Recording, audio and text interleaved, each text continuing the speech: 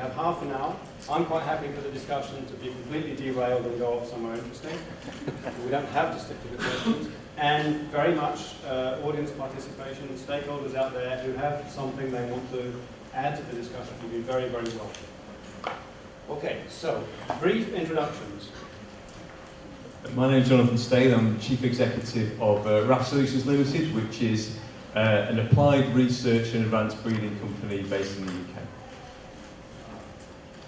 Egbert Knol, Topic Noordsween, that's a pig breeding organization. I'm Julie Thorpe. I'm the lead animal scientist with Ice Robotics, a sensor producing company based in Scotland. Hello, I'm Florence Macheret. I'm working for EDEL, which is a French applied research institute related to working with herbivores. And I'm here today on behalf of Smart Cow, that is a European project that can strongly be connected with GenTORE.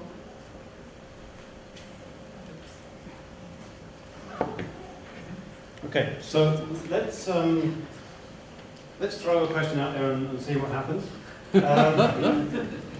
So we've seen at the beginning some survey work asking farmers about resilience and robustness. We've had some discussion about what the definitions are. So my first question would be, is it a trait that you think farmers are actually willing to pay for? Because we can create an index on it, or we can have tools to measure it. They have to see an economic value in it. So what is your opinion? Do you think it's something they're willing to pay for? And does it have a value relative to, for example, efficiency? So I don't know who wants to go first, or whether this microphone. Dick, you sure have a view on this. We have a client in Quebec, and Quebec is first invested every year. They're hit. I think that our animals at that moment in time were more robust than other animals, so we were favored by that client. Then that client found measures to battle the disease in a different way, and we were kicked out. So my feeling is that resilience might have a negative economic value.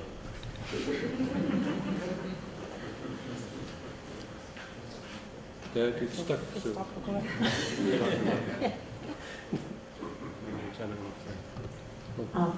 I'd like to throw the question back at you and saying, what's the return on investment? How much does the farmer need to invest, and what will he actually achieve from it? Because that's a question we're often faced with as a company, trying to sell stuff to farmers. You're throwing the question back at the audience. Oh, yeah.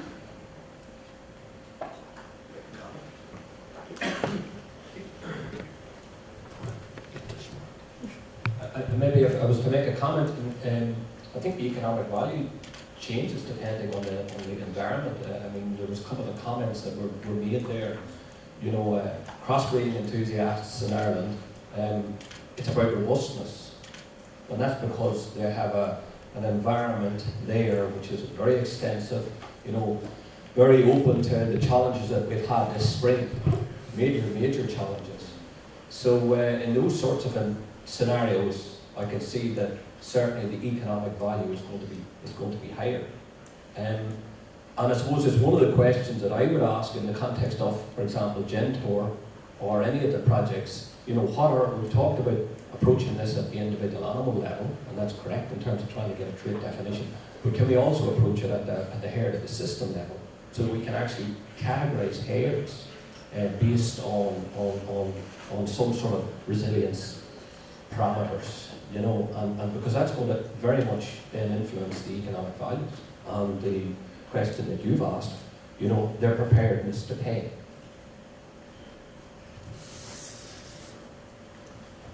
Does this one work? Oh, it does, yeah. I should say as well, part of my kind of introduction is that I'm also a vet in practice, but Donna's just really rude to me when I was saying I'm a vet, so I gloss over that. I think the question about what farmers are willing to pay for, you know, is a subject that's very kind of close to my heart in my business, and I think sometimes we can over-focus on actually cost, benefit and return, and what maybe we should think about here is what motivates different segments of farmers. Because for some farmers, you know, costing out the return is very important, and you make that case and they will invest. For other farmers, they're prioritising, you know, less time wasted or pride in their herds. So I think to answer the question, what they're prepared to pay for, we need to understand what motivates them. And it's not one size fits all. So I think understanding both the system and the herd, understanding what resilience means in that herd is the key, because then we understand also what motivates those farmers. So I think the answer to that question is I think farmers are willing to pay for things that they value, not things that we tell them on average they should value. And some of them will therefore respond to a cost-based argument, and some will respond to an argument based on pride or their time or whatever motivates them. Just behind Nicholas. Hi. So then I would imagine that defining resilience is relevant.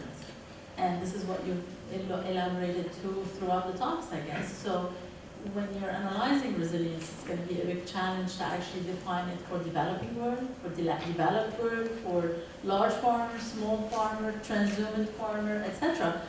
So actually defining one resilient parameter might not actually be that definition might not actually be that easy, but actually defining it in context might actually make a lot more sense. So you would say, okay, under climate change conditions or consequences that the Mediterranean region is facing, then this is what resilience is, versus in a hotter climate where we actually did not have it all that hot, animals might actually not need to be resilient because they are already adapted to that, you know, sort of environment. So maybe you should categorize resilience, would be a suggestion. But did they make stuff so complicated? Yes, of course. I like the bouncing back. And then for me, it's kind of an insurance premium. Eh? So if you have a good farm, you don't need that insurance. And then if you have small challenges or something, you can take the risk. So the economic value is definitely dependent on the situation. And if you're hit by a severe the challenge, then you would wish that you had paid that insurance premium. So, Nicholas Lopez from Massey University, New Zealand. I will tell you what is a New Zealand cow. Okay? A New Zealand cow produces milk with more than 80% pasture. Has to calve every single year. Has to get pregnant in 8 weeks of artificial insemination during the period where it's at heat stress. Has to survive more than 5 lactations to be profitable. And has to be efficient in converting pasture into meat solid under a very changeable market situation, because 90% of the milk is sold in the international market where prices are up and down. So we have been doing selection for resilience for many years, or farmers in New Zealand are doing selection for resilience, but we don't have this name. So it will be very nice exercise, you know, to put all this trait that I am saying about a New Zealand cow and come or help into this definition of resilience for other countries. I think in the first presentation it was called Anonymous Sam. Cow, sorry. I'm biased. Anonymous animals. But selected in harsh conditions. That's a bit of an issue if we bring welfare into it. I mean, it's a bit dodgy. But are we not? I mean, what I'm getting here is we're talking about the need to contextualize. So there's no one solution fits everybody. Different environments will have different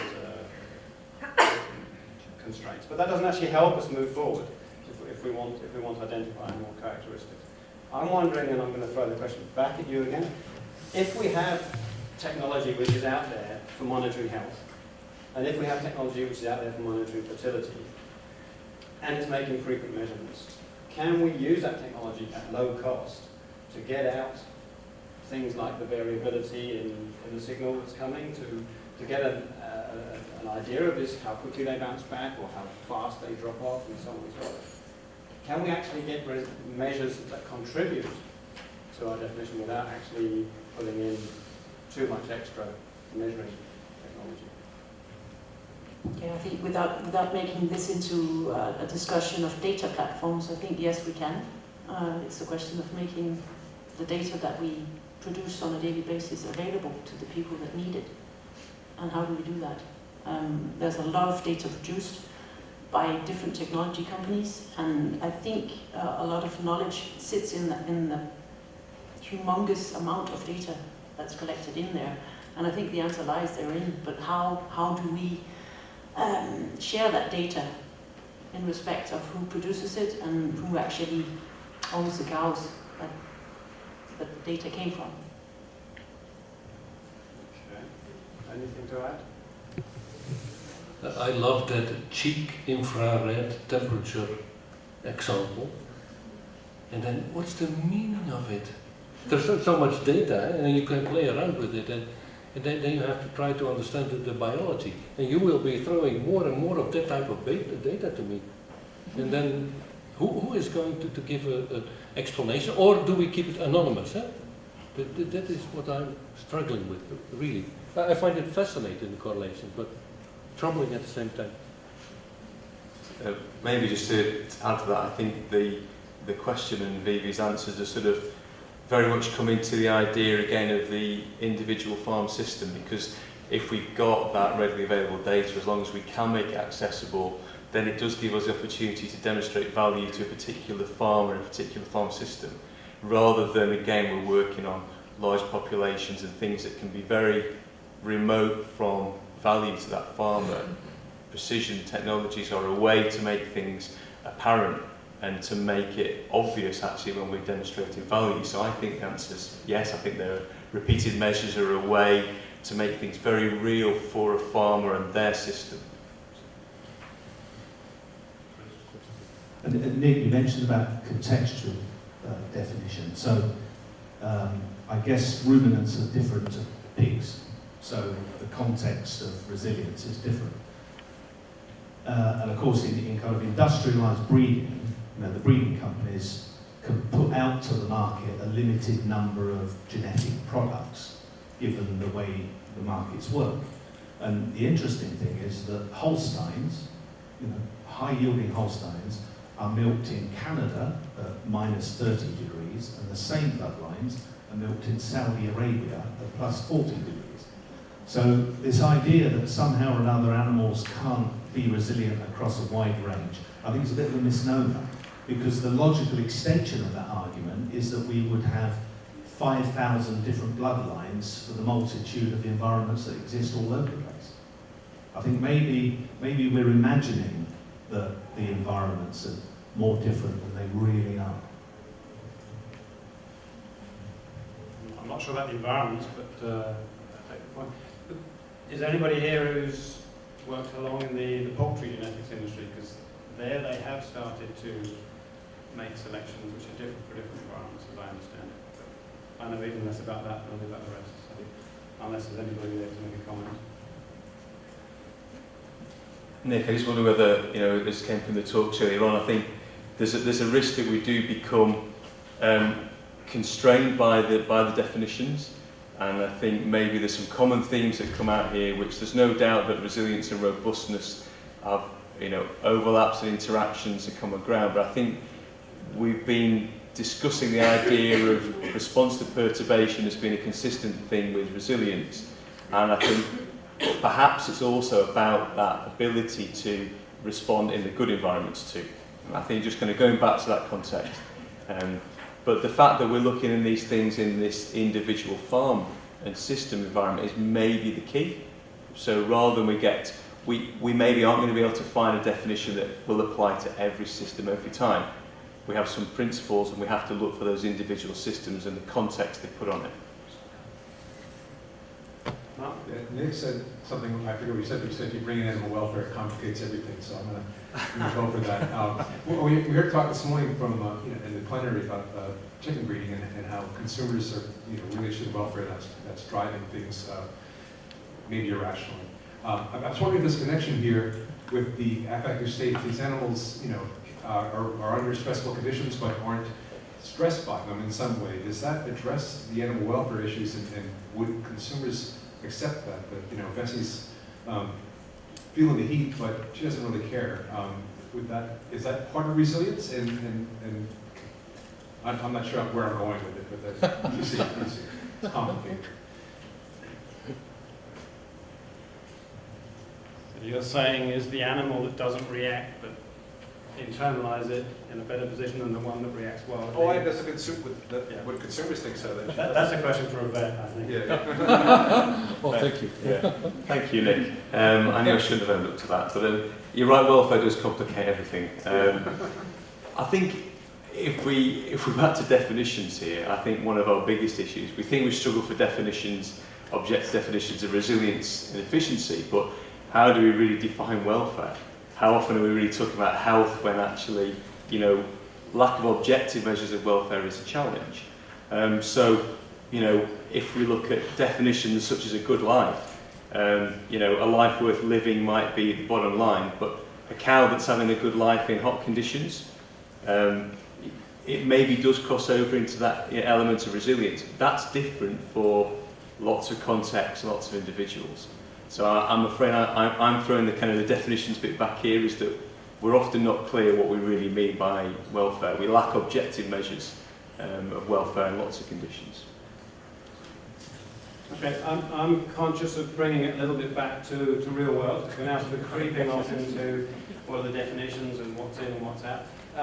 So bringing it back to very much where do we go with the stakeholders? Because in the end, if we just sit in this room and turn these discussions around amongst ourselves, we don't get out there. So maybe come back to the point that was made about the difference between animal level and herd level resilience. So I don't know if there's anybody either out there or in the panel who can say a little bit about what kind of ways do farmers actually move towards resilience. Are they looking to target a better herd level resilience and they don't worry too much about their individual animals? Or do they put a high price on these anonymous animals because when they have to go and deal with them, it's on an animal by animal basis, at least in cows? I would say in pigs it's perhaps different. Are they looking for herd level, anonymous, trouble-free, or are they more worried about individual animals? Because there's also the efficiency side of it, and the efficiency side, it's clearly on a herd level.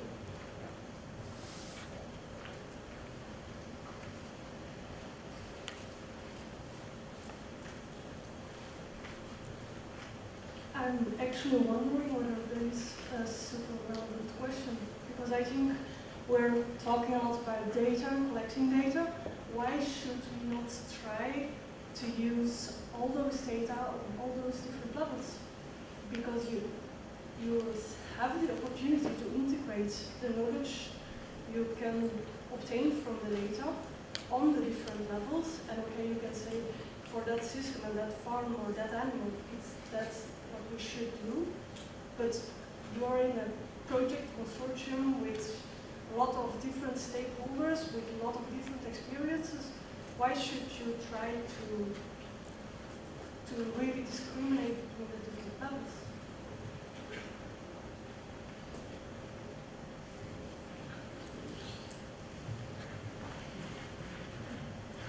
In part because people want to develop selection indexes, and those tend to be linked to breeding values of individual animals. Breeding values for farms, is that something we can think about? No. Right. Well, I mean, in terms of farm or animal, in reality, farmers are faced with investments that are very lumpy. They spend €500,000 on a shed. That shed stays in place for 20 or 30 years. So their resilience comes through animals. They change the animals to the system because the system is too lumpy to change. You just build a pig shed, you're going to keep it. You're not going to change it just because it's not so good for the animals. You'll change the animals. So I suspect it's not a question of or, again, it's a contextual decision. Where am I in the cycle of upgrading my farm versus, you know, which is easiest and cost effective to change? Okay. So, unless anybody wants to respond to that, Nicholas, and then Eileen. Yes, so the point is an example of resilience at the level of animal or at the level of the head. Again, is a good example of the New Zealand farmers. So the cow is designed not to produce individually, but the cow is designed to harvest the pasture as a group. So the farmer has to play with the number of cows and the genetic merit of individual cows to harvest the maximum pasture. So the efficiency is at the level of the herd, no per cow.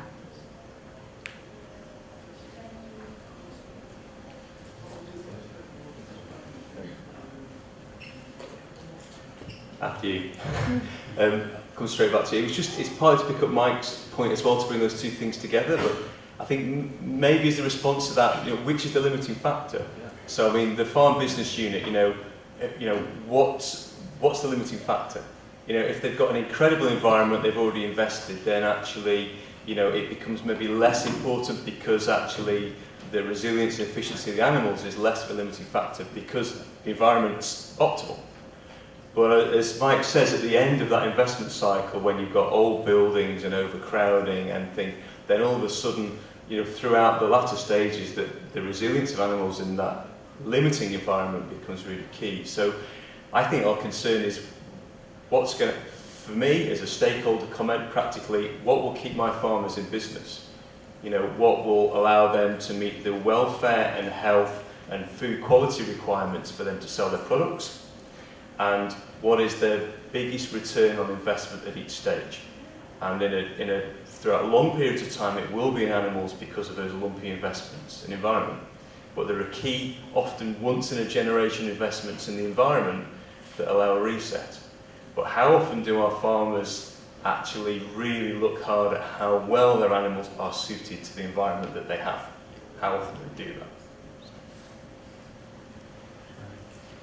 So just one of the things that Jonathan's already highlighted the project will do is to try and understand stakeholder requirements.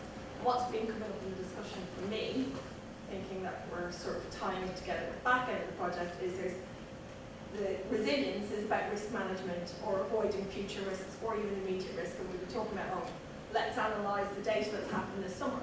Well, that's not going to change the cow that was affected by this summer.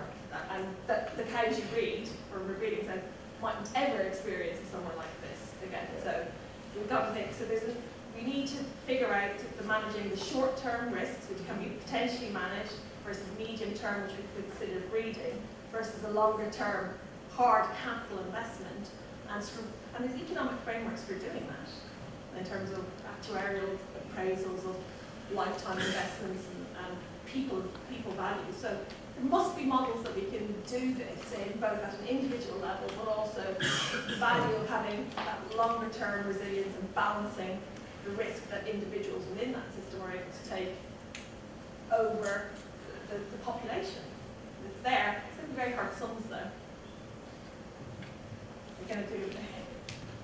No, but you can imagine systems which are more or less flexible to shocks, and within those you can imagine having animals, if you had the data, where you could say they are more or less flexible for food preservation, and then you mix and match according to your local environment. I think that's okay, so Andrew, and then Peter, and then we're sort of running. Yeah, I mean, I'm as a stakeholder not directly involved in the project, if I was to say what would an organisation such as ourselves like to see coming out of this project, which has relevance for everyone in the room, is to fast track this conversation which we touched on about the data piece, and how can we start to streamline and get this data off these farms and try to define some sort of resilience indicators.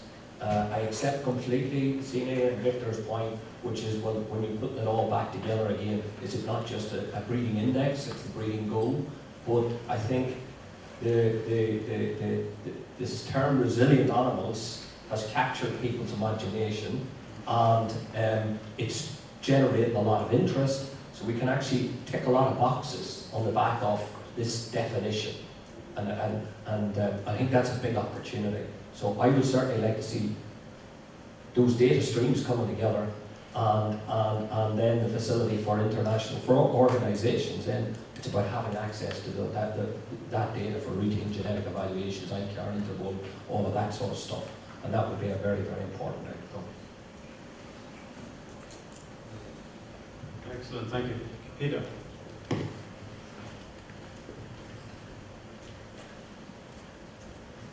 Yeah, just to come back to this farm level versus animal level. I have the same handicap as Edward, I'm a pig breeder. It seems to me that those farms are different. Farmers have made investments and they are stuck to the shed for a while, etc. So it seems to me that on the farm level you need to define the breeding goal, which means, for example, that you need to calculate the economic value of resilience and the economic value of efficiency for that particular farm, relative to the economic value of all the other traits that play any role there, like production traits and everything else. So there you talk about the level of the marginal economic value for that particular farm. And once you have defined that, you have the breeding goal for that farm with the weightings of the different traits that apply to that farm. And then you need to find the animals the individual animals that match those weightings. Yeah? Which means that you need estimated breeding values for those traits on those animals. And then you match the whole thing together. Is it more complicated than that? Because at the same time, there seems to be a colossal amount of data available. And yeah, and of course you need to make it, you need to get access to that data in a proper way. But as the lady there said, there is a lot of statistics available, so I would say milk all the information that is in the data, milk it out of that, and then just apply it. Is it more complicated than that? There might be a difference between the different species, because I can see the continuum. There is the broilers, and then after every 6 weeks you have a hard reset. Everything is clean and you can start all over again. And then you have the layers, which is still completely controlled environments. And then you have the pigs, which is quite a bit controlled. And then you put the dairy cattle in Saudi Arabia, and I don't think that they are at 40 degrees, isn't it? They try to keep them at 30. And at minus 30, they try to keep them at minus 20, so it is partially controlled. And then there's probably the beef cattle somewhere in Canada, and that's highly uncontrolled. So how do you battle challenges? That's a bit the question. Do you use genetics, or do you use the environmental? Do you vaccinate, or are you religiously against vaccination? That could be too. You use all the levers available to you. So, just going to give a last word to France to say a little bit more about Smart Cow, and also to say that please come back after the coffee break. There are some fantastic talks going into more details about operational measures for efficiency and resilience and how to use data in these ways. So that's very important. In fact, I'm going to lock the door whilst France is talking. Thank you. Yes, Smart Cow is a research infrastructure project that has started in February this year and will last for 4 years. I'm not going to make a whole presentation about the project, but just focus on how we think it can bring tools and methods and to help the research and academia and private sector community to address those complex issues of resilience and efficiency. Actually, this network aims at integrate research infrastructures from key research infrastructures in cattle across Europe. It groups 14 partners 11 research infrastructure providers and 18 research infrastructures. And it has actually 3 types of activities. The first one is joint research activities. So providers will all work in order to refine and harmonize measurement methods for feed efficiency, and also improve measurements on animals, either directly or using proxies or precision livestock farming tools to phenotype feed efficiency. So the outcomes can feed the discussion. Second, the project includes transnational access to research infrastructures, meaning that 18 research infrastructures are open for external use of any stakeholder, any organization that can apply to calls. So one call has just been launched in July. So, and you can apply until the